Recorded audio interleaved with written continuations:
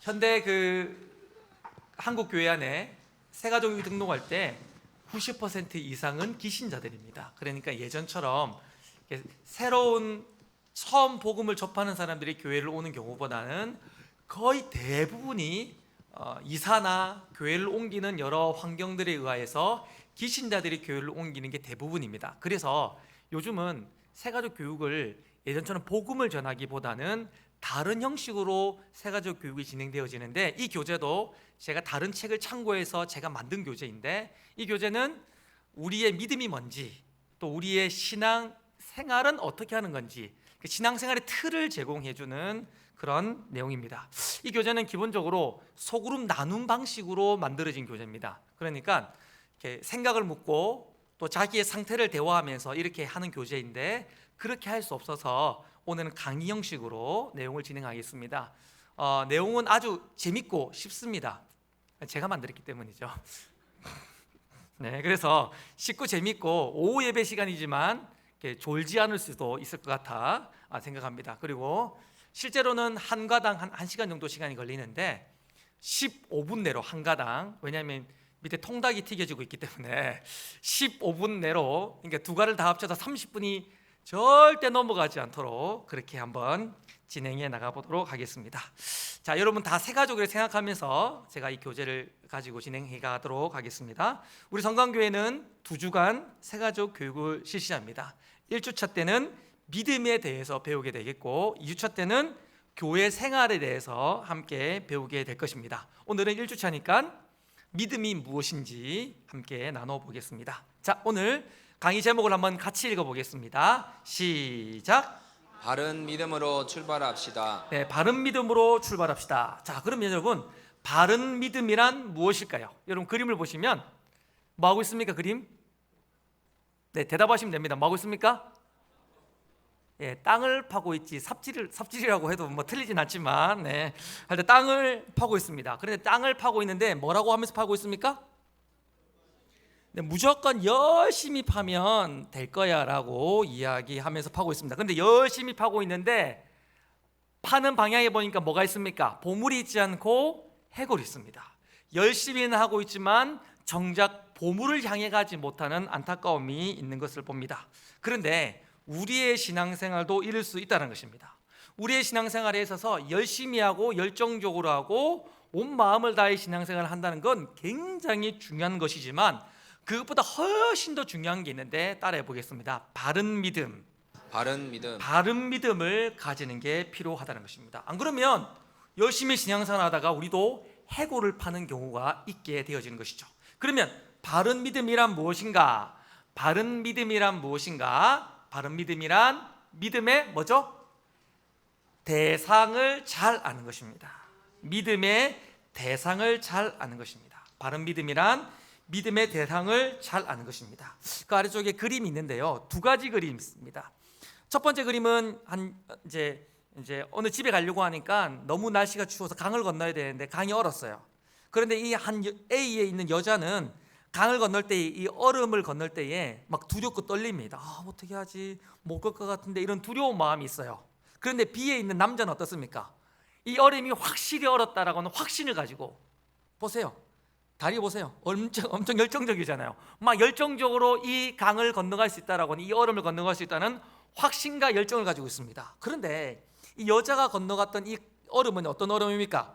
꽝꽝 언 얼음이었고, 열정과 이 확신을 가지고 건넜던 이 얼음은, 남자가 건넜던 이 얼음은 살 얼음이었어요. 어떻게 됐을까요?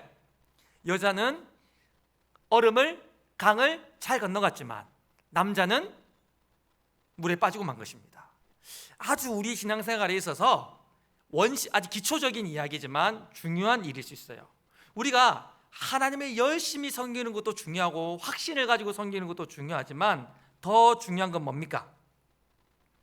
내가 믿는 그분이 어떤 분이라는 것입니다. 이 강을 건너가고 못 건너가고를 결정한 건 이 사람의 마음과 확신에 있지 않고 얼음의 상태에 있었잖아요.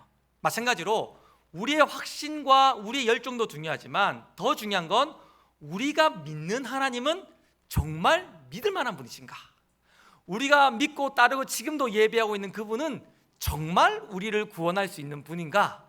그게 더 우리의 믿음의 대상이 훨씬 더 중요하다라는 것입니다. 자, 그러면 우리가 믿는 우리의 믿음의 대상은 어떤 분이신지 한번 살펴보겠습니다. 자, 사무엘하 7장 22절 한 장 넘기셔서 7장 22절 말씀을 함께 읽어보겠습니다. 우리가 믿는 하나님, 우리가 믿는 믿음의 대상인 하나님 어떤 분이신가? 같이 읽겠습니다. 시작. 그런즉 주 여호와여, 이러므로 주는 위대하시니 이는 우리 귀로 들은 대로 주와 같은 이가 없고 주 외에는 신이 없음이니이다. 자, 뭐라고 얘기하고 있습니까? 우리가 믿는 믿음의 대상이신 하나님은 위대하신 분이십니다. 또 다른 신은 없고 오직 하나님만 신이다라고 이야기하고 있습니다. 자, 첫 번째 1번에 우리가 믿는 하나님은 위대하신 하나님이라고 되어 있는데 그 옆에다가 전능이라고 적으십시오. 전능. 우리가 믿는 하나님은 전능하신 분이십니다. 아래의 내용을 보시면 세상에서 제일 빠른 건 빛인데 이 빛이 지구를 한 바퀴 도는 데에는 지구를 한 바퀴 도는데 1초 만에 지구를 7바퀴 반이나 돕니다. 그러니까 빛이 엄청 빠른 것이죠. 그런데 비에 보시면 우주가 얼마나 크냐면 이렇게 빠른 빛이 150억 년을 날아가야지만 우주의 끝에 도달할 만큼 우주는 뭡니까? 커요. 그런데 있잖아요. 3번이 중요합니다. 밑줄 거 볼까요? 하나님은 우주를 어떻게? 말씀으로 창조하셨다. 밑줄 거 놓으시고 옆에다가 아멘 적으십시오. 그러니까 하나님 어떤 분이시란 겁니까? 이렇게 큰 우주도 말씀 한마디로 창조하실 만한 위대한 분이다. 전능한 분이다. 그래서 뒤에서 하나님은 우주보다 크시고 전능하신 하나님이다 라는 것이죠. 우리 예수님이 우리 하나님을 어떻게 소개했습니까? 요한복음 10장 29절에 그들을 주신 내 아버지는 만물보다 크심에, 그 옆에다가 위대함, 전능함이라고 적으십시오. 그런 의미입니다. 그러니까 우리가 믿는 하나님은 어떤 하나님이시냐면 위대하신 분이세요.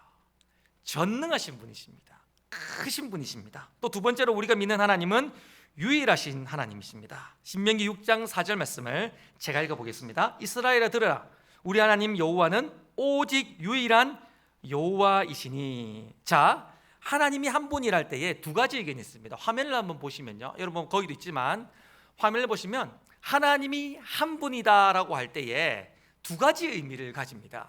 첫 번째는 이 세상에 많은 신들이 있어요. 그런데 그 신들 중에 가장 높은 신이 우리 하나님이라고 하는 의견입니다. 그러니까 예를 들면 아세라도 신이고 바알도 신이고 알라도 신이고 부처도 신입니다. 많은 신들이 있는데 그 중에 가장 높고 가장 위대한 신이 최고 중에 최고의 신이 우리 하나님이라고 하는 의견이 있습니다. 여러분 그 그리스 로마 신화에 보면 많은 신들이 있잖아요. 그 신들 중에 대빵이 누굽니까? 제우스입니다. 그런 신관인 거예요. 그런 신관으로 많은 신들 중에 최고의 신이 하나님이다라고 생각하는 신관이 있습니다. 두 번째로는 무슨 소리고 말도 안 된다, 알라고 부처고 바알이고 전부 다 하나님이 만드신 피조물이고 하나님만 진짜 하나님이다. A일까요? B일까요? 여러분 마음으로 손들지 마세요. 그랬죠? 손들면 괜히 부끄러워지니까. A일까요? B일까요? 마음으로. 여러분 입모양이 다 B 그러시는데 B가 정답입니다. 하나님은 유일하다라고 할 때에 많은 신 중에 하나님은 가장 높은 분 이런 뜻이 아닙니다. 이 세상에 존재하는 건 다 피조물이고 오직 하나님 한 분만 진짜 하나님이신 줄 믿습니다. 그러니까 우리가 믿는 하나님 어떤 분이십니까?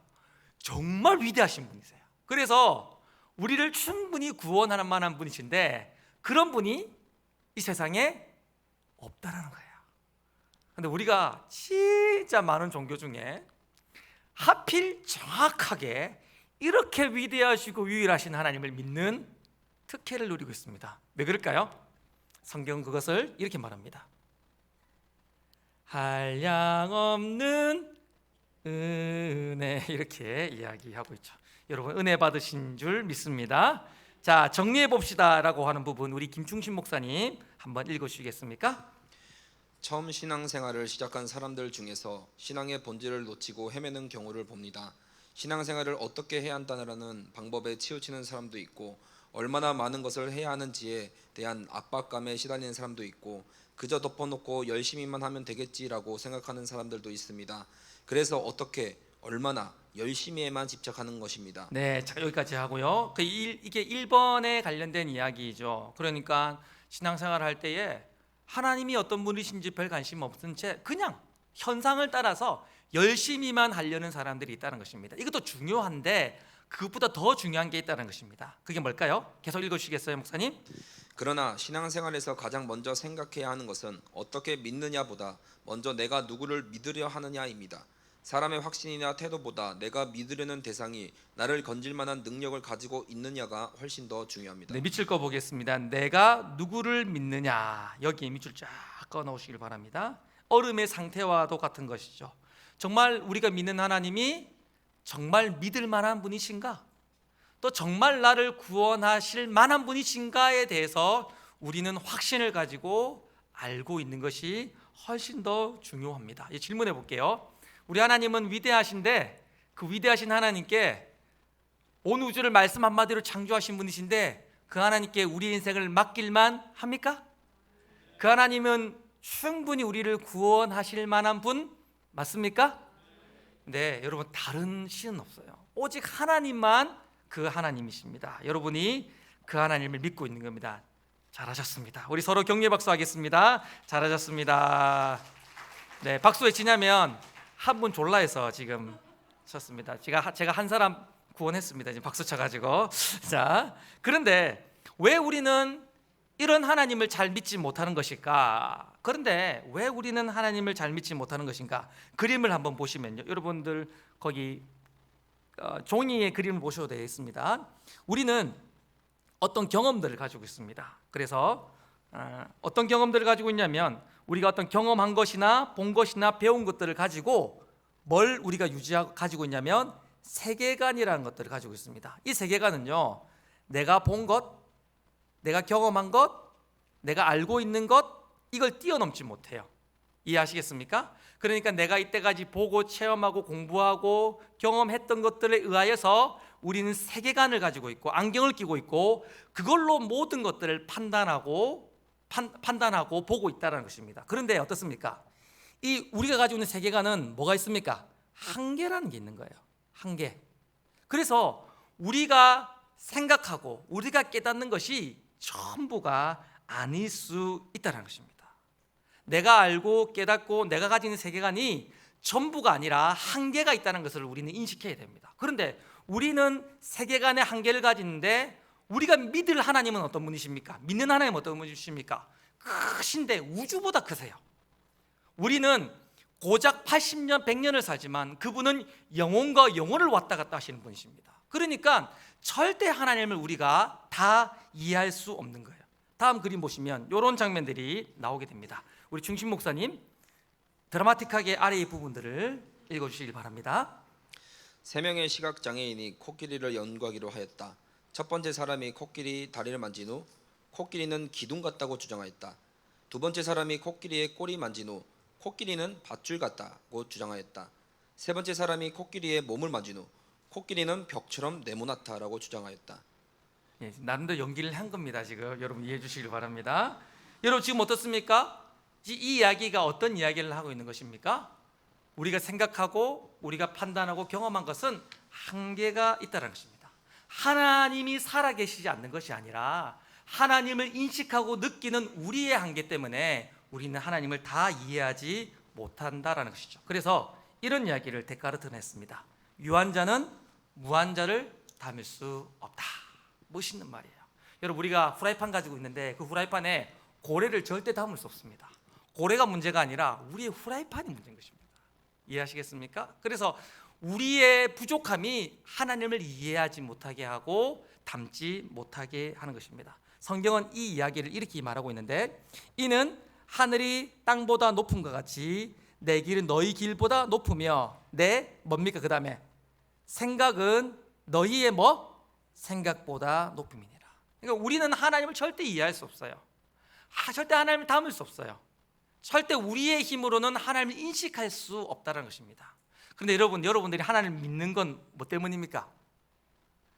그런데 우리는 유한자잖아요. 근데 무한하신 하나님을 우리가 어떻게 인식하고 담아내고 있는 것입니까?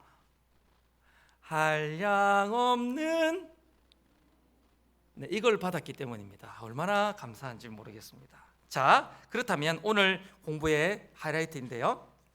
그러면 우리가 믿고 따라가는, 우리가 은혜로 알고 있는, 믿고 따라가는 우리 하나님은 과연 하나님과 우리는 어떤 관계를 맺고 있는가 한번 살펴보도록 하겠습니다. 우리 창세기 2장 7절 말씀을 우리 다 같이 한번 읽어보실까요? 시작.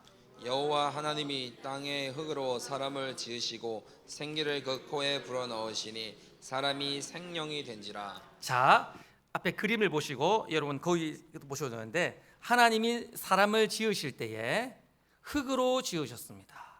창세기 2장 7절이 말하는 이 흙은요, 아파르라고 하는 히브리어인데요, 먼지예요, 먼지. 그러니까 우리가 하나님께 처음 지음을 받았을 때 먼지 같은 존재, 그렇게 의미 있지 않고 별 볼 일 없는 특별하지 않는 존재였다는 것입니다. 그런데 그런 우리들에게 뭐가 들어오기 시작합니까? 하나님의 생기가 들어옵니다.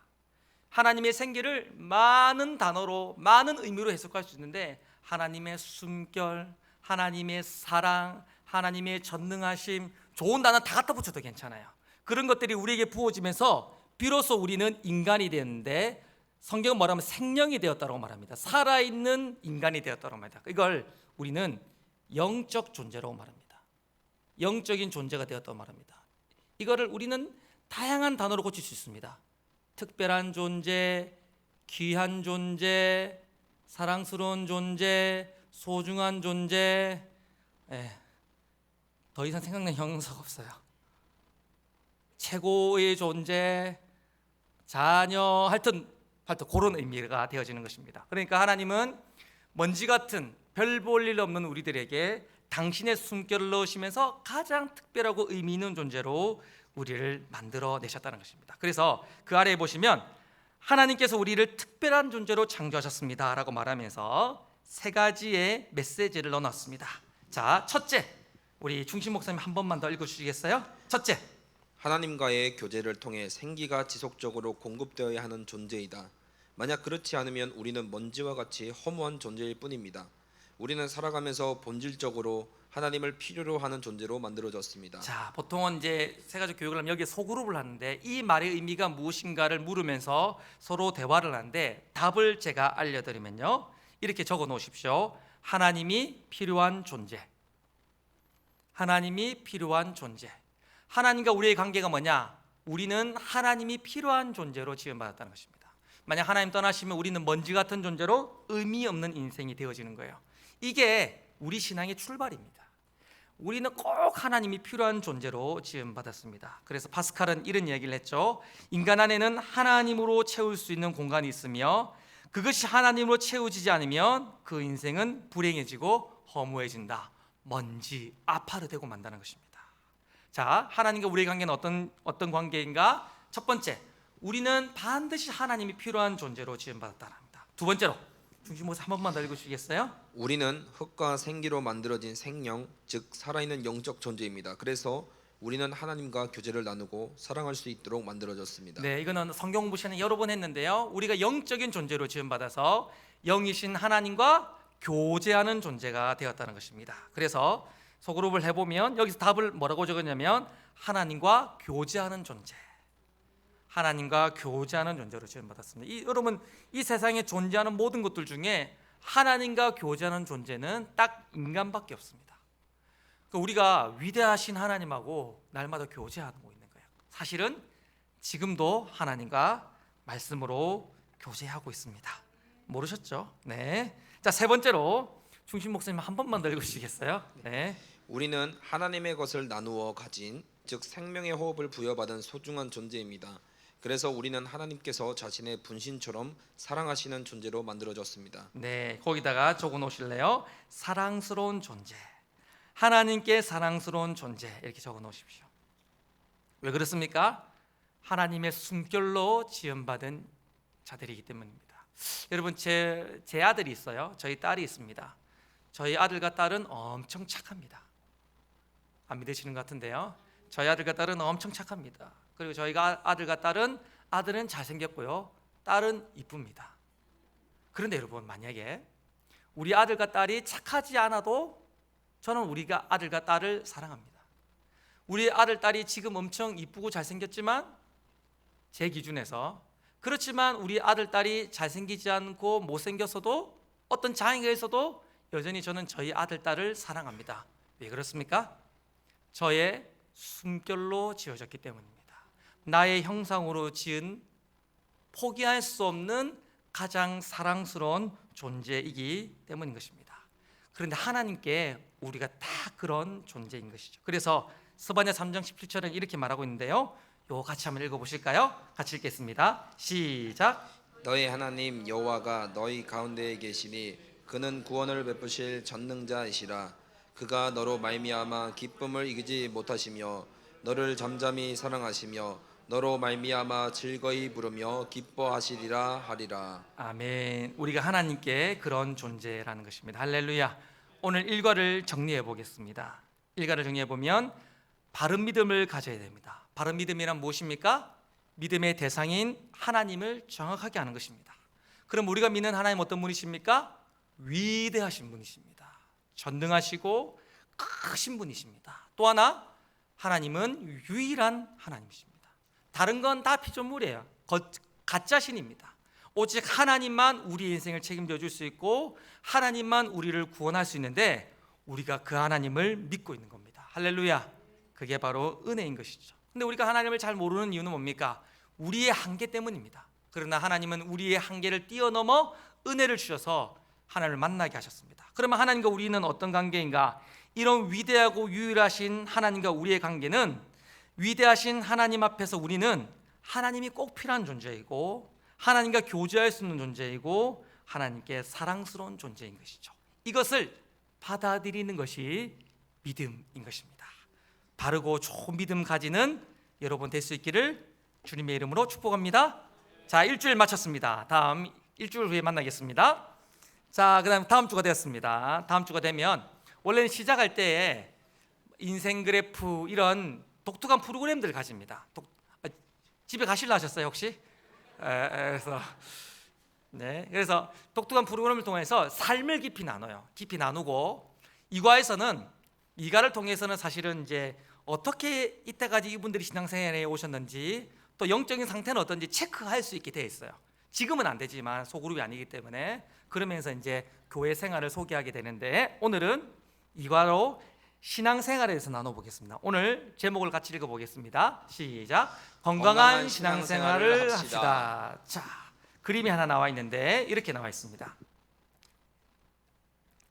1번 건강한 신앙생활에 네 가지가 있는데, 첫 번째는 1번은 건강한 신앙생활은 밑줄 것 동그라미 칩니다. 균형에서 시작합니다. 균형에 동그라미 딱 치십시오. 균형. 1번 타이틀이 있죠. 건강한 신앙생활은 균형이 시작됩니다. 네 가지만 동그라미를 잘 쳐도 건강한 신앙생활을 할 수 있습니다. 건강한 신앙생활은 균형에서 신앙생활합니다. 그림을 보시면요, 세상은 스타를 원하지만 교회는 균형을 원한다. 스타는 어떤 사람입니까? 한 분야의 탁월함을 가진 사람이에요. 한 분야를 깊이 판 사람입니다. 예를 들면 손흥민이 스타 아닙니까? 근데 손흥민이 뭐 야구를 잘하겠습니까? 저처럼 낚시를 잘하겠습니까? 설교를 잘하겠습니까? 손흥민 다른 거 안 잘해야 돼요. 축구만 그냥 주구장창 잘하면 스타가 되는 것입니다. 그러나 교회는 그렇게 하면 큰일 납니다. 교회는 한 가지만 잘하면 큰일 납니다. 교회는 한 가지를 잘하기보다는 균형감을 가지는 게 필요합니다. 자, 여러분들이 어떤 균형을 가지고 있는지 체크해 보겠습니다. 다음 보기 중 신앙생활에 가장 중요한 것이 무엇인지 세 가지 선택해 보십시오. 자, 여러분들 적어 보십시오. 여러분들 생각하기에 예시도 있잖아요. 찬양, 기도, 말씀 막 여러 가지 있는데, 여러분들 생각하기에 내가 제일 중요하게 생각하는 것 뭔지 세 가지를 적어 보십시오. 제일 중요한 거 1번, 두 번째로 중요한 거 2번, 덜 중요한 거 3번 적어 보십시오. 안 적고 있다가 제가 시켜가지고 당하지 마십시오. 네.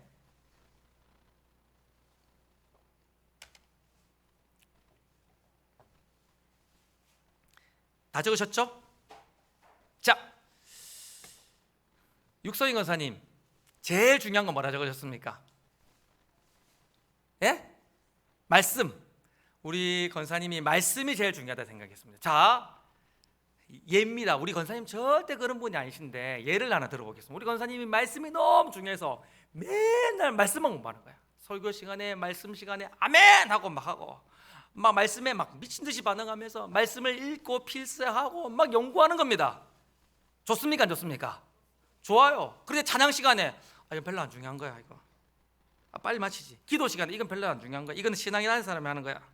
그리고 막 밥 만들 때 이거는 신앙이 없는 사람들이 밥이나 만들고 봉사하는 거지. 아니야.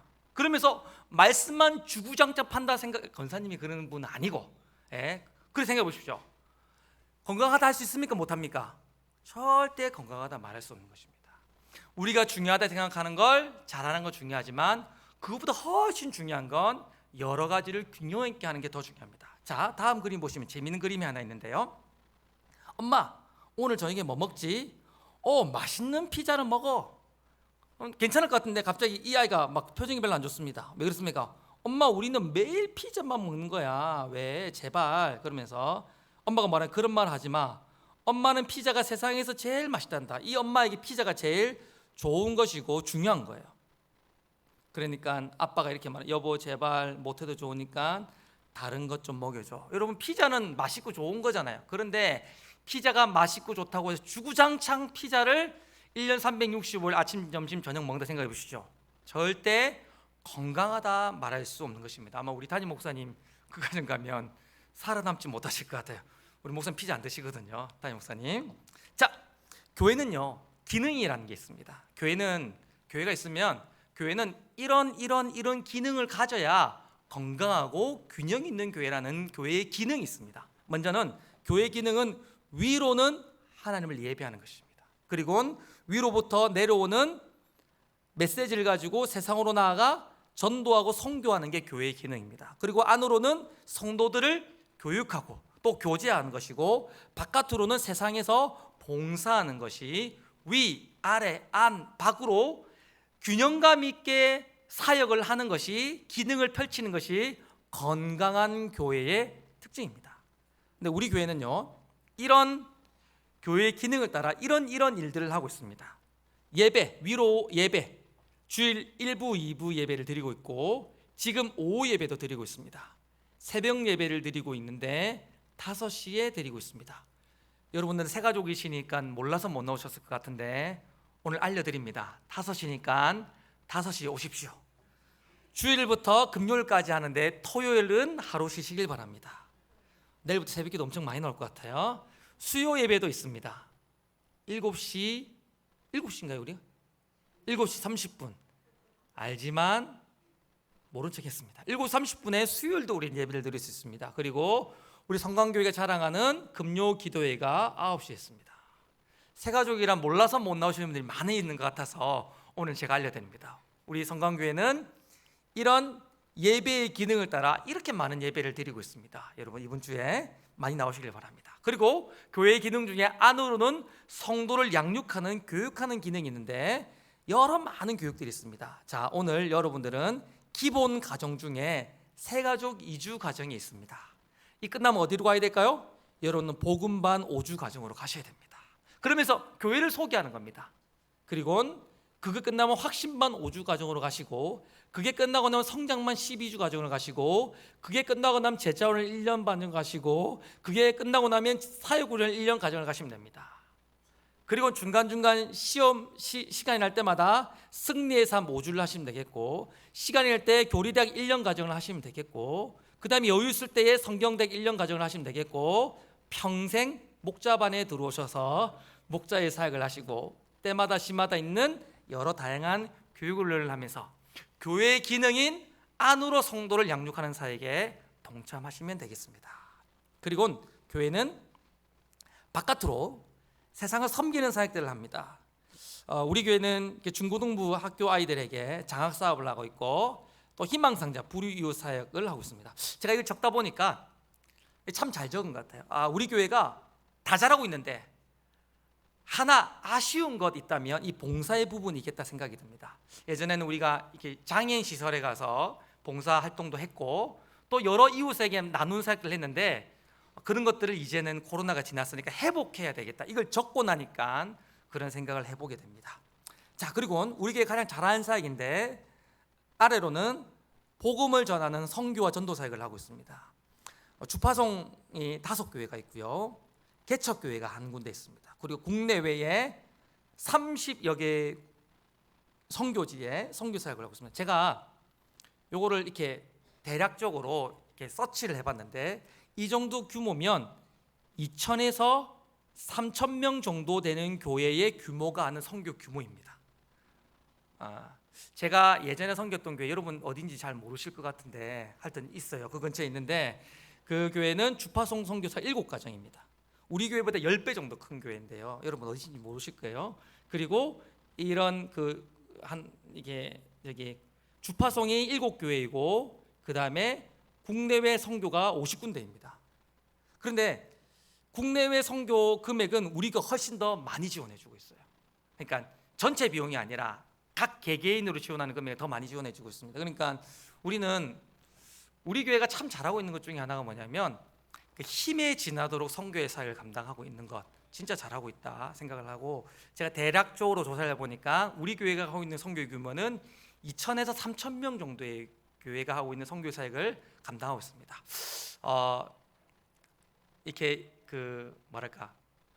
이제 여러분 새가족이 아니라 치고 어떤 면에서 그 교회를 운영해 나가는 운영적 측면에서는 한쪽으로 재정이 몰려 있는 거예요. 그런데 이걸 긍정적으로 해석해 보면 하나님이 우리 교회를 복 주실 수밖에 없는 겁니다. 이렇게 선교하고 사명을 감당하고 있는데 하나님이 우리 교회를 복 주시지 않으시면 하나님 손해. 네, 넘어가겠습니다. 자, 그래서 우리가 균형 있는 신앙생활을 해야 된다라는 것입니다. 자, 네. 자, 정리해 봅시다. 우리 중심 목사님 한 번만 읽으시겠습니까? 한 사람을 칭찬하는 데는 장점 한 가지만으로도 충분합니다. 그러나 생활은 한 가지 장점만 가지고는 잘 살아갈 수 없습니다. 처음 그리스도를 나의 구주로 영접하는 일은 내 마음에서 일어나는 일이고 그 순간의 역사적인 사건입니다. 그러나 예수님을 영접한 후에는 신앙생활을 하게 됩니다. 생활은 항상 장기적입니다. 한 인격체가 하나님을 인격적으로 알아가는 과정에서 신앙생활은 한 가지만 알고 한 부분만 잘해서는 안 됩니다. 신앙생활은 균형이 중요합니다. 이제까지 혹 한 가지로만 승부를 걸겠다는 마음을 가지셨다면 이제 새로운 각오를 다져보십시오. 내가 못하는 것, 하기 싫었던 것들에 관심을 가져보십시오. 그래야 건강한 신앙생활을 유지할 수 있습니다. 자, 하나씩 적어보겠습니다. 딱 하나만 적어보겠는데 여러분들이 잘 못하거나 하기 싫은 것 있죠. 예배적인 측면, 전도와 선교적인 측면, 교육적인 측면, 봉사적인 측면들 중에 교회 다양한 기능들 중에 내가 신앙생활 해오면서 잘 못했던 것, 하기 싫은 것 딱 하나만 적어보십시오. 적어보세요. 지금 적어보세요. 여러분 아마 아실 겁니다. 공부하기 좋아하시는 분은 봉사하기 좀 덜 좋아할 수도 있고요. 봉사하기 좋아하시는 분들은 공부하기 좀 덜 좋아하실 수도 있고요. 어떤 분들은 주일만 왔다 갔다 하기를 기뻐하시는 분들도 계실 것 같고 하여튼 여러 가지 있을 것 같아요. 예배적인 요소, 선교 전도적인 요소, 그 다음에 교육과 교제적인 요소, 그 다음에 봉사적인 요소 중에 내가 좀 부족했던 거 하나만 딱 적어보십시오. 적으셨어요? 적으셨습니까? 그리고 그걸 잠깐 보시면서 우리 교회가 하고 있는 사역들을 보면서 뭘 해야 될지를 한번 딱 생각해 보십시오. 지금 하셔야 됩니다. 내가 뭘 하면 내가 부족한 거 이거 채울 수 있겠다. 이렇게. 그리고 마음으로 한번 다짐해 보는 겁니다. 내가 요거 이번에 해보겠다. 이렇게 다짐해 보는 겁니다. 그 어떤 분들 중에 이렇게 질문하시는 분들이 계세요. 봉사 뭐 해야 될지 모르겠다. 그런 분 계시다면 추천합니다. 우리 교회는 그 청소를 우리 교회 성도들이 합니다. 직원을 쓰거나 이렇게 하지 않고 성도들이 하는데 토요일 9시 반에 교회 오시면 몸된 교회를 직접 청소하고 봉사할 수 있는 진짜 너무 좋은 교제이자 헌신의 시간이 있습니다. 그래서 여러분 함께 오셔서 그런 이야기도 하시면 좋겠고요. 적으셨습니까? 뭘 하셔야 될지 적으셨어요? 작정하셨습니까? 지금 안 하고 한 척 지금 빨리 넘어가자라고 있으면 안 됩니다. 좋습니다. 자, 그래서 내가 잘하고 있는 건 더 잘하고 부족한 것들은 채워나가며 신앙의 균형을 여러분 가지시길 바랍니다. 두 번째로는 건강한 신앙생활을 하기 위해서는 다름을 인정해야 됩니다. 다름에 동그라미 딱 치십시오. 다름에 동그라미를 딱 치십시오. 자, 한 그림이 있는데요. 그림을 보시면 형제가 있는데 에휴 이게 진짜 이러면서 싸우고 있어요. 형 다시는 뭐 안 놀아 이러면서 서로 싸우고 있습니다. 여러분 형제가 왜 싸울까요? 왜 싸울까요? 서로 다르기 때문입니다. 그런데 이 다름이 시너지 효과를 냅니다. 엄마가 통닭을 사왔어요. 헐 대박. 형은 뭘 좋아합니까? 닭다리를 좋아해요. 지방지를 좋아하는 것 같아요. 참고로 저도 지방지를 좋아합니다. 그런데 동생은 뭘 좋아합니까? 퍽퍽한 가슴살을 좋아합니다. 그래서 시너지 효과가 났습니다. 서로 다름이 시너지가 났습니다. 형은 닭다리나 기름진 것을 먹고 동생은 퍽퍽한 가슴살을 먹습니다. 그러면서 서로 좋아지는 시너지 효과를 내게 되었다라고 이야기합니다. 마찬가지로 여러분 교회 안에서 이렇게 돼 있죠. 다른 사람과 관계 속에서 다툼이 생기는 이유는 뭡니까? 답을 적어볼까요? 적으십시오. 다르기 때문에. 다르기 때문에. 사람들과 싸우는 이유는 다르기 때문입니다. 그래서 성경도 이렇게 말하고 있습니다. 고린도전서 12장 7절 27절 말씀에 너희는 그리스도의 몸이요 지체의 각 부분이라. 그러니까 서로 다른 지체들이 한 몸을 이루니까 다투는 거예요. 그런데 교회가 참 힘든 게 뭡니까? 내가 마음에 안 들면 세상에서는 안 만나도 돼요. 그런데 교회는 일주일에 한 번씩 무조건 봐야 됩니다.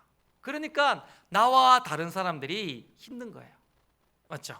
자, 그런데 하나님은 이렇게 서로 다른 우리를 만나게 하신 이유가 있습니다. 고린도전서 12장 4절부터 7절 말씀에 보면 은사는 여러 가지나 성령 같고 직분은 여러 가지나 주는 같으며 각 사람에게 성령을 나타내심은 유익하게 하려 하심이라. 그러니까 하나님은 다른 우리들을 모아 놓으시면서 하나님의 몸을 유익하게 하기 위해는 것입니다. 서로 다른 우리가 모여서 서로가 서로에게 유익하고 성광교회가 유익하고 하나님의 나라가 유익하도록 서로 다른 사람들을 모아 놓았다는 것입니다. 그래서 우리는 어떻게 해야 되나? 저를 한번 보시겠어요? 우리는 나와 내가 마음에 들지 않는 사람들을 볼 때에 틀렸다 말하지 않고 따라해 보겠습니다. 다르다. 시작. 다르다라고 인정하는 거예요. 그러면서 또 이런 생각이 됩니다. 저 사람은 내게 유익하다. 나와 다른 저 사람은 내게 유익하고 나와 다른 저 사람은 우리 성광교회에 유익하고 나와 다른 저 사람 때문에 하나님의 나라가 유익하다라는 그 의식들을 가져야 되는 것입니다. 다음 그림 보시면요, 여러분 이 문어 그림을 기억하시면 평생 다툼이 없을 수 있어요. 가끔 교회 안에서 어떤 분란을 일으키는 걸 봅니다. 그러나 분란을 일어나는 문제들 앞에 뭐 예수 그리스도가 우리의 구원자이고 삼위일체나 이런 것 때문에 싸우는 건 단 한 번도 없었습니다. 그런 걸로 절대 안 쌉니다. 뭘로 싸웁니까? 강대상 위에 신발 신고 갈 것인가 말 것인가. 식당에서는 뭘로 싸웁니까? 반찬 뭐 할 것인가로 싸웁니다. 예전에 제가 실제로 대구에 있는 어느 교회는요, 피아노를 이쪽에서 이쪽으로 옮길 때에 그 피아노 이 뚜껑 방향이 있거든요. 지금도 지금 반대로 놔졌는데 이쪽이 회전구로 와야 되는데 음악을 전공하는 사람들은 뚜껑이 일로 나가야 되는데 무식한 것들아 이러고, 사람들은 아니다 이 사람 미적 감각을 이게 훨씬 이쁘다. 우리는 미적 감각을 선택한 겁니다. 음악은 덮어놓고 미적 감각을 선택한 건데 피아노를 실제로 제가 교수님께 수련 들었는데 피아노를 여기서 여기로 옮기는데 그것 때문에 교회가 짜그러진 거예요. 제 아는 선배는요, 실제 일입니다. 우리 교회도 이제 헌금을 쫙 걷잖아요. 헌금 쫙 걷고 나면 어떻게 합니까? 그걸 나름대로 단도리를 해가지고 정리해가지고 케이스에 넣어가지고 이렇게 해가 딱 갖고 오잖아요. 그래 목사님은 성격이 급한 거야 이분이.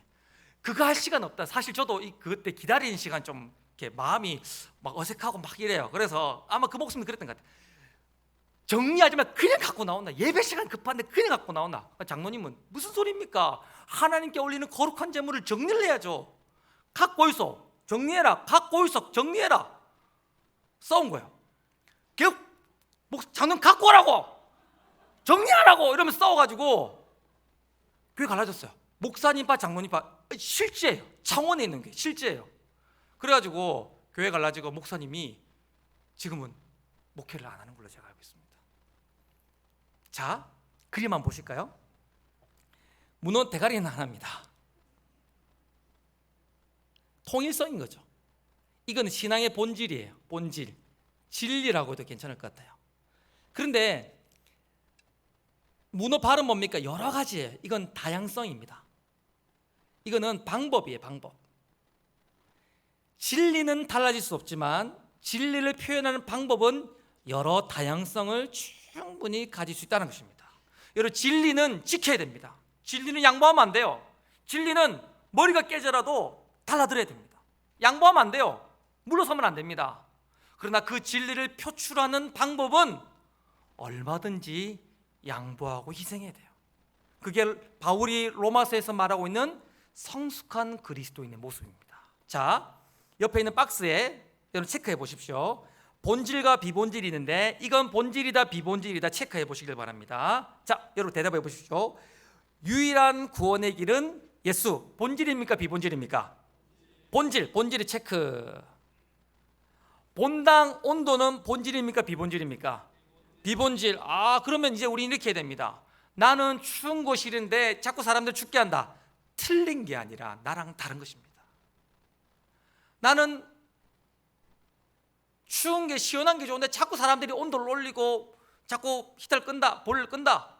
틀린 게 아니라 나랑 다른 것입니다. 이건 양보할 수 있어야 돼요. 찬양팀 스타일 본질입니까 비본질입니까? 예? 비본질입니까? 복음성가를 많이 하는 게 본질입니까? 찬송가를 많이 하는 게 본질입니까? 아, 안 속네요. 맞아요, 비본질입니다. 제가 미국에 있는 덴버 신학교라는 곳에서 그 온라인으로 수업을 제가 배우고 있어요. 요즘 좀 쉬고 있는데, 근데 구성원들의 한 절반 정도는 그 미국 목사님들, 미국에서 사회 가시는 한국 목사님들이세요. 그래서 이제 줌에서 만나서 대화를 하다가 쉬는 시간에 재밌는 이야기를 막 하면서 제가 이런 얘기했어요.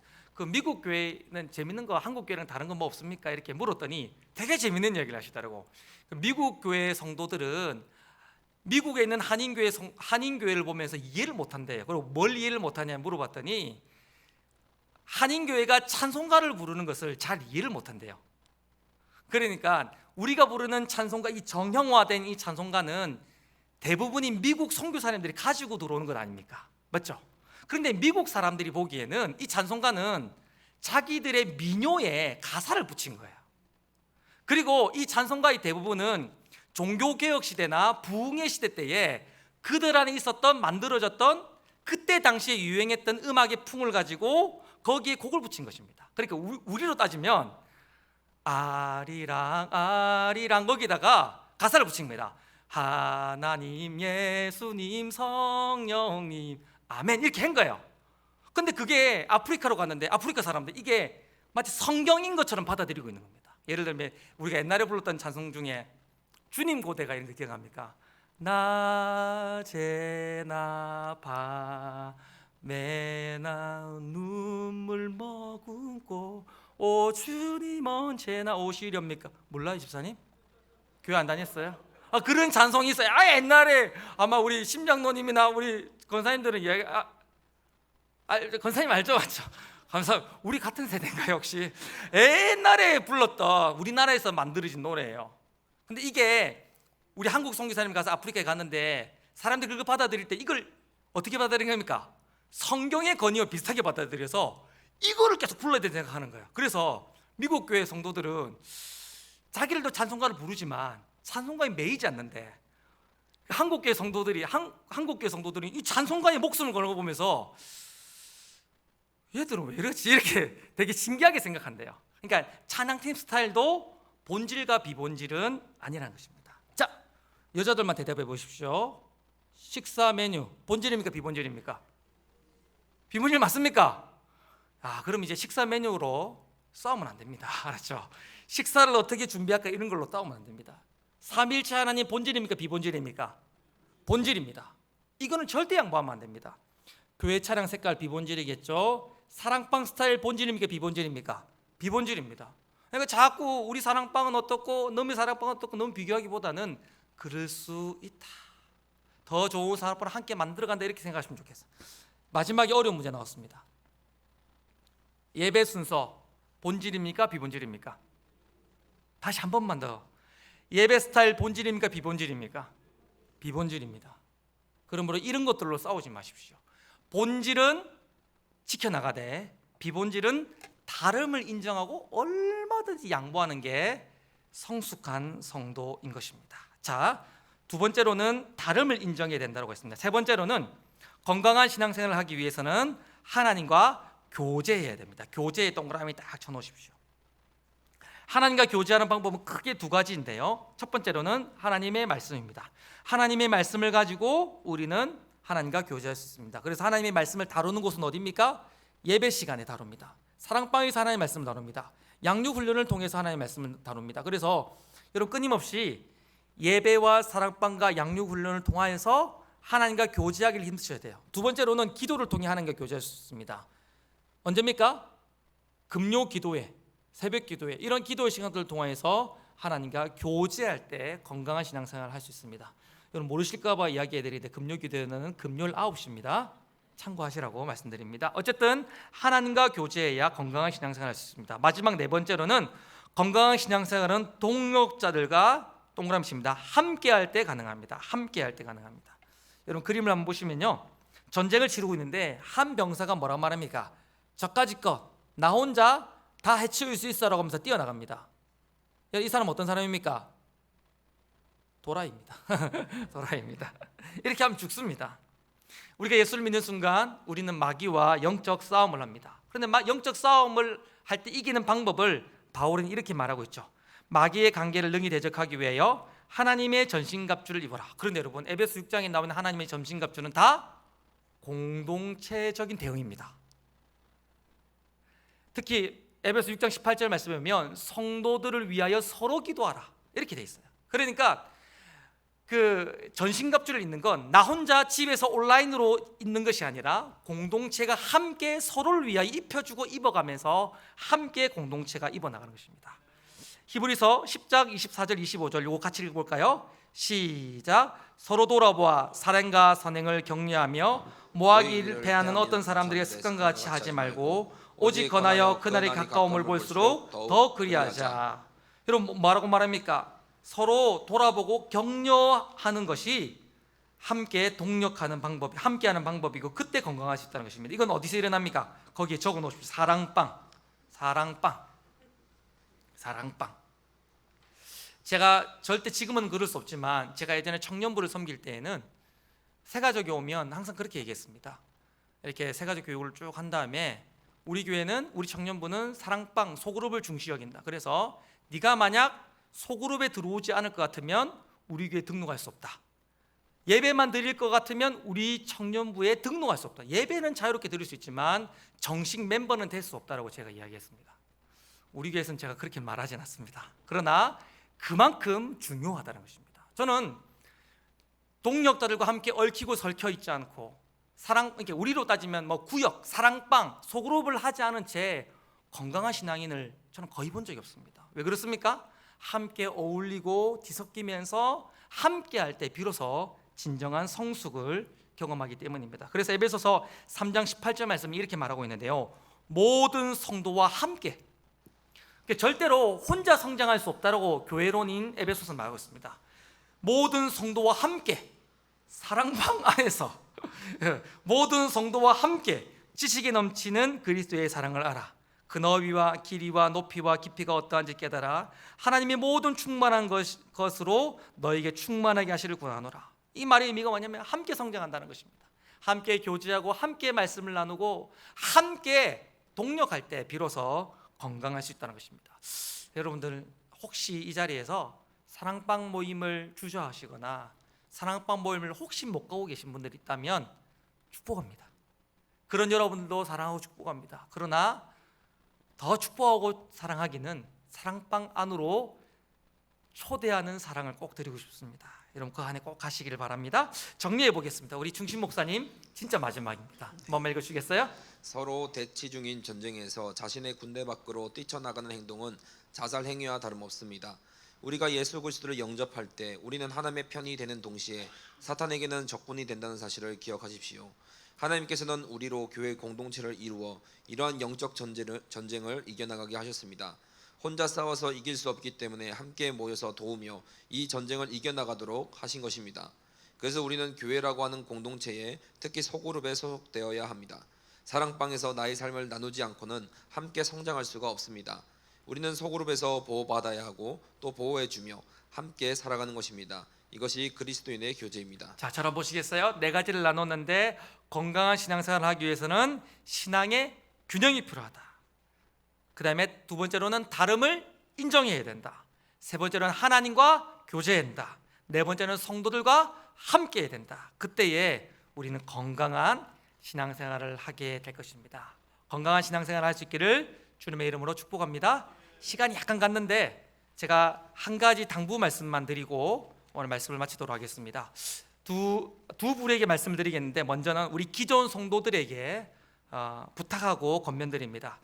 하나님이 우리에게 보내신 새 가족은 하나님이 우리에게 주신 선물입니다. 아멘이시죠?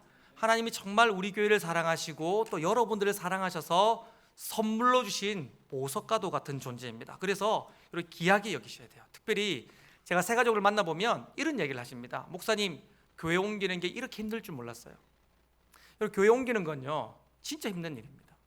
저는 교회는 결혼하는 걸 생각하거든요. 그러니까 꼭 맞는 비유는 아니지만 이 교회에서 이 교회로 옮기거나 다른 지역으로 해서 이 교회로 옮기는 건 쉬운 일이 절대 아닙니다. 특별히 이전 교회에 정을 쏟은 사람일수록 더 그렇습니다. 그러니까 어쩌면 우리 교회에 오신 새가족 중에 여전히 마음의 갈등과 어려움과 마음 한켠에 불안한 마음을 가진 성도들이 있단 말입니다. 실제로 제가 들어본 성도들 중에 새가족으로 오긴 왔는데 너무 힘들다는 분들이 꽤 많아요. 실제로 그래요. 우리가 어떻게 해야 되겠습니까? 하나님이 우리에게 선물로 주셨는데 우리에게 주신 보석인데 그들이 여전히 힘겨워하고 불안해하고 어색해합니다. 우리가 어떻게 해야 되겠습니까? 먼저 다가가고 희생하고 섬기는 것이 우리에게 필요합니다. 여러분 잘 섬겨주시기를 부탁드리겠습니다. 한번 따라하겠습니다. 새가족은 하나님이 우리에게 주신 선물입니다. 선물을 잘 관리하십시오. 아무 때나 집어던지지 마시고. 두 번째로는 새가족들에게도 권면드립니다. 여러분 새가족 여러분들 혹시 우리 교회 오셔서 우리 이 대성광교회 오셔서 교회만 왔다 갔다 하겠다라고 잠시 예배 때 앉았다 돌아가겠다라고 생각하신 분들 계시다면 회개하십시오. 천국이 가까이 왔습니다. 여러분 그렇게 생각하시다면 절대로 신앙의 행복을 누릴 수 없어요.